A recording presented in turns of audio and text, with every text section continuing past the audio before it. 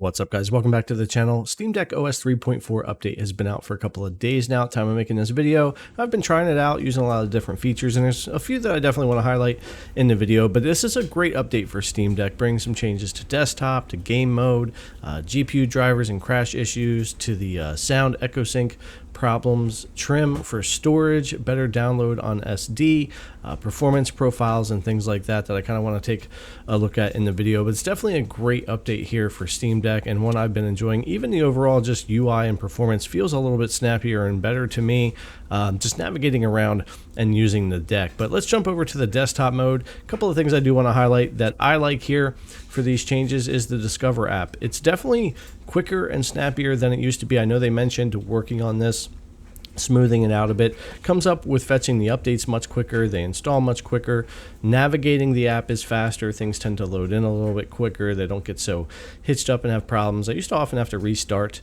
the Discover app and everything, or if I was scrolling through looking for a particular app or something to install, it might not all load in quickly or have its issues, but I really do see the difference here with the changes. So that's one thing. The other thing is the workspace behavior here, where you're able to go into your settings here and make some changes. Now we've got our screen edges and touchscreen here, which I believe we already had in here, but you can change those around. I got some new stuff in here that we'll take a look at. But one of the things is being able to like set these boxes to use the left hand corner to change through apps. A new one they have is desktop view.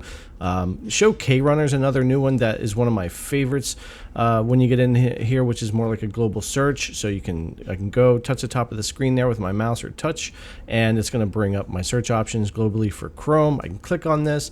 Again, the Discover app, pretty snappy, it loads right in. I could install that and I would be good to go. So I do like the K-Runner global search option in here. So definitely we'll keep that bound in there. And desktop grid is another new one you could click on to add, and it'll give you another view of all your different open apps and things that you're working on there. So this is just a really cool tool with some new things added to it. Definitely like the K-Runner for me. Easy search, just go to the top of the screen there for me and find what I want to find. But these are some things on desktop I really like. Let's switch over to game mode and take a look at some new stuff over here. So if we go ahead and go into settings and system, and we kind of scroll down to all the way to the bottom, we have run storage device maintenance task, which I believe is a new addition in here that you can now do manually. It's not just going to be on scheduled. This is kind of part of the whole trim features for SSDs and for the SD cards. And I will say that also I was making a video to fix download speeds on SD cards, which I've now canceled, because with 3.4 I'm not running into any of the issues I had with the constant start and stop of downloads or really low download speeds.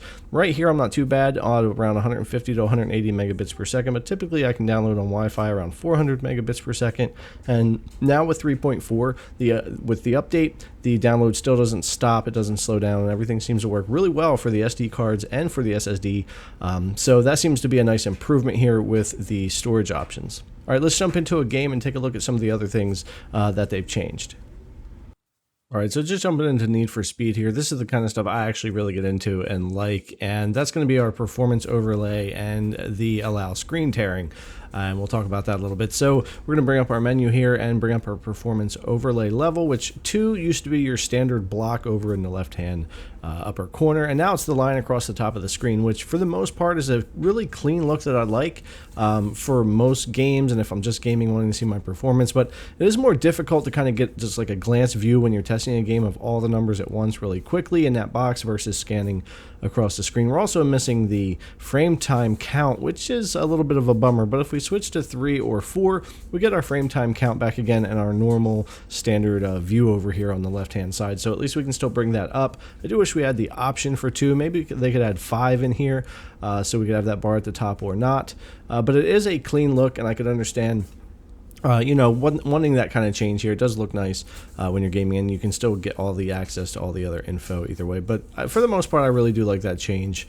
Allow tearing when we get into that. So basically what that's going to be is stopping any forced VSync. So you should even be able to see it in a video, definitely on your deck screen, but you're going to see the flickering and artifacting and the frames not lining up, the screen not lining up, and it just kind of can become a mess when you're playing. And the idea of this is to further decrease input latency, especially in like competitive gameplay. But for me, screen tearing has always been a huge distraction, and it certainly is on the deck. So I turn that off, and you'll see it gets back to a smooth where everything lines up. So that's what that's all about. If you're just trying to go for the absolute best as far as input latency and you don't care about that, that's going to allow you to manually turn that off now. But anyways, guys, that's kind of the features I was looking at when it came to 3.4. There's certainly a lot more than that. It's a great update for Steam Deck, and I'm looking forward to seeing what they continue to add. But anyways, guys, let me know in the comments below what your favorite parts of the update are, or if you're running into any issues with 3.4. I know if you're in dual boot, you're definitely going to have some issues if you're using Refined and updating to 3.4. All right, guys, thanks a lot for coming to check out the video as always, and I'll see you in the next one.